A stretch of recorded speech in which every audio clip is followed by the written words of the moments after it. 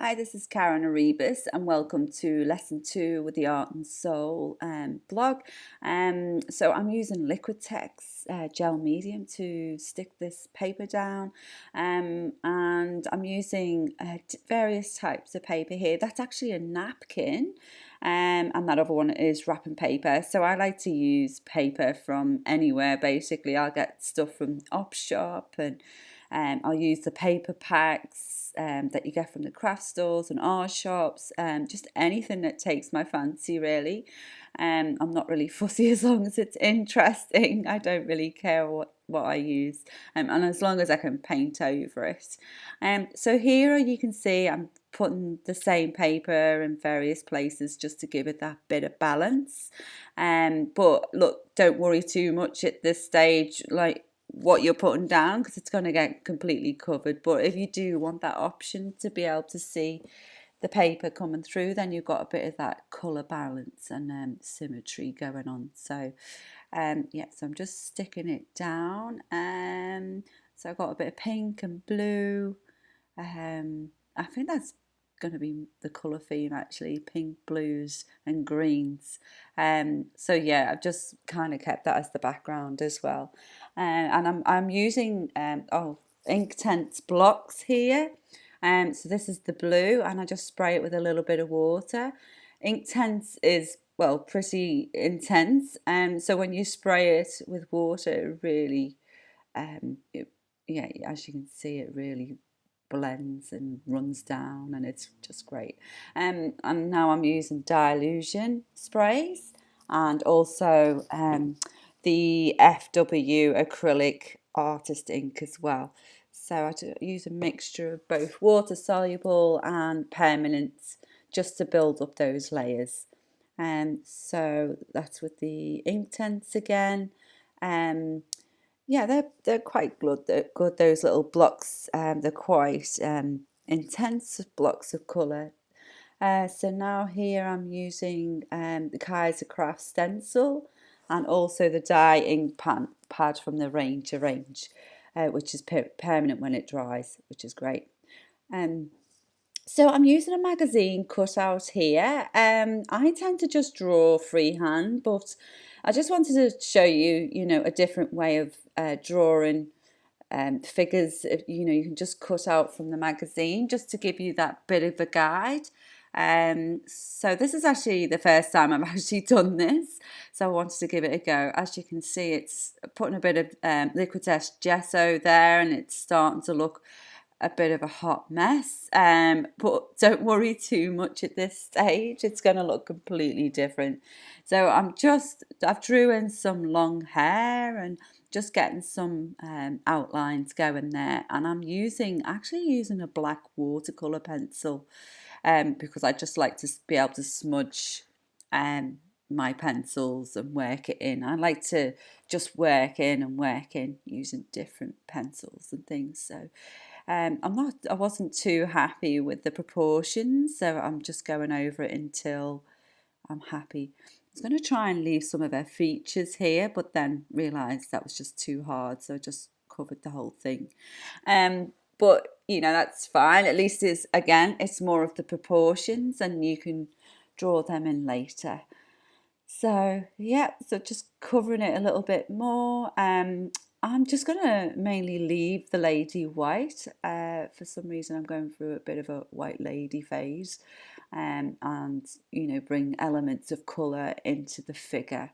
So I'm just covering it a bit more with the gesso. It's quite a lot, but that's fine, because then we can just keep working into it. And so there I go again. I'm using I think that is, I've got some Premier, Prismacolor Premier. The first time I've ever used them. So, yeah, so I've just given those a go. Some new art materials that I've got, and just going over with various bits of the coloured pencils. So there I go, blending in the watercolour pencil there. And I'm just using a normal pencil here just to highlight her features. So I'm just drawing in the features and going over. The thing that I found using a magazine clipping is that some of the paper kept coming away, which is a little bit annoying, but then, you know, it actually adds the texture later on. So again, I wouldn't worry too much about that. You can keep going over it. And here I am drawing in some fairy wings because I just like fairies. So I just like to put some wings in. There you go. So it turned her into a fairy. Just putting a bit of gesso in. I probably won't do too much to the wings. I quite like just having those white wings there, and you can see some of the background coming through. So what's next? I will be just playing around with composition. So these die cuts I actually got from Kmart. Here comes the Tombos. So this is the brights of the Tombos. This is the pink. And yeah, because I just like the water soluble ness. Is that even a word? Water solubleness of the Tombos. They're a bit like watercolor in a felt tip pen. So yeah, I really like the flexibility of them. And they're quite bright as well, and vibrant, which of course is what I like. And there we go, just blending in the watercolour again, watercolour black. And that's the purple Tombow. So what I do is I tend to just keep building and building and building with the coloured Tombows, the coloured pencils, yeah, any water soluble pencils and permanents, and it's just using a whole range just to help build up that depth. And you know, you don't want to do it all at once. You keep coming back and maybe adding layers. And there you go, I'm just adding a bit of paint to her face. Again, that's why I like the Tombos, because you can mix them in. Even just putting different colours. I'll put a bit of blue in there as well. And just to give some depth and variation to the face. So there's the Kaiser Craft, another Kaiser Craft stencil. Oh, is that Kaiser Craft? No, sorry, that's a different one. That's from the Art and Soul studio shop. And there's Prismacolors coming out, so I'm just highlighting, going over again the Tombos, their eyes, and then the Sharpie pen to give it a bit more definition. And then there's the Prismacolors coming out again. So I just keep jumping from, you know, different things just to add more depth and play and just see what effect that I can get from it. So again, there's the Sharpie, just highlighting the features, and then I've got my watercolour stick coming out again. Oh no, that's the Prismacolor. So that's the black, so I'm highlighting. So I'll use blacks as well. I like the combination of different colours, blacks. I don't get too bogged down about that. Sometimes I don't like to use blacks in my paintings, and other times I do. I don't get too hung up on it. So again, there I go, just adding a bit of blue, adding a bit of purple, so that's dark purple coming out there. So there seems to be a variation of reds, pinks, purples and blues. So trying to keep with the colour scheme of the background slightly, bringing it forward, and you know, incorporating it all together. So there we go. Just putting more red in the hair. It looks like I'm not doing anything there, but I am actually just adding and adding and adding and adding and adding definition.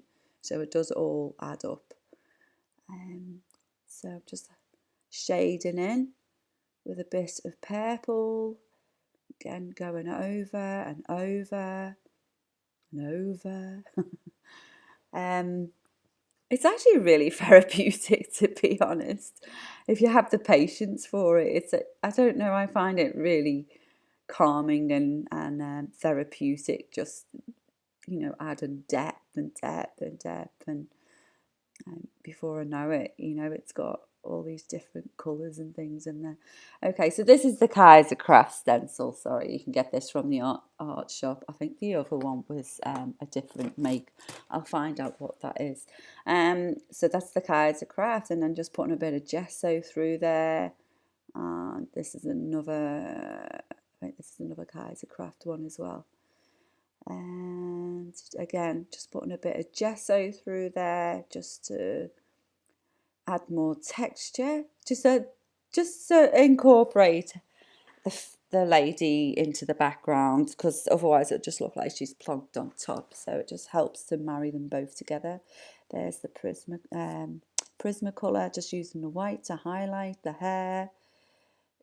Again, the highlights and the darks helps bring it out a bit more, and just adding a bit more white to the eyes and the nose, all those bits that are highlighted, like the lips.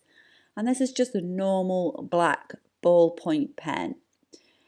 Again, I really like ballpoint pens, and you know, they'll go on anything, and yeah, and just give it a bit more depth. The only thing is they go a little bit shiny. So here we go, a die cut. So again, like I said, this is just from Kmart. I've seen them and I just wanted to give them a go. Like I said, I just like to see these things and then give them a try. And I actually really like them, to be honest. I really like the colours. But what I don't like is the white around it, so I cut that off. And I did the same with the flowers, as you can see there. Now I've cut it off. So again, the only thing with these die cuts is they tend to look like they're just plonked on top. So we're going to try and incorporate them into the picture a bit later. Now these butterflies are from a paper pack that I got just from a $2 shop. And I absolutely love this pack because it's got all these like cute little butterflies and really nice flowers that I tend to use quite a lot. So there's another one of the die cuts, and a bit more butterflies because I just love butterflies and flowers and birds. Yeah, I just really like them. Just think they're so beautiful.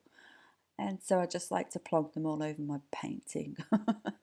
Okay, so there I am highlighting the butterflies, as you can see, just help bring them out a little bit more and give them a bit of depth and look like it's more part of the picture. So there we go, just putting the pen over it, just the normal ballpoint pen, and just highlighting a bit of a face. And then what I've done is I've added a bit of shading to the flowers as well. So this, by doing this, it just helps it incorporate a little bit more into the painting and make it look like it's more part of the painting rather than just being plonked on top. So just adding a bit more depth. So that's the only thing with the ballpoint, it makes it a little bit shiny, so it probably wouldn't. I don't know, just depends on what you're looking for. And these are from Kmart as well, and yeah, just wanted to give them a go as well. Some of the words, and this is just Prismacolor. It's just highlighting, going over again. Just can't help myself. I just can't help it. I just got to keep adding and adding.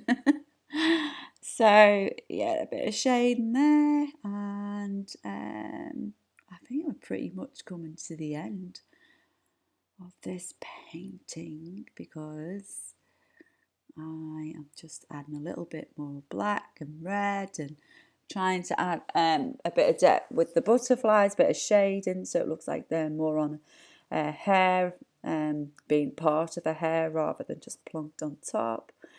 And what am I doing? Oh, there we go. So a bit more shading around the butterflies. And I think the last bit, yes, is I'm just adding a bit of fairy dust. Oh no, I'm highlighting the flowers. Here we go.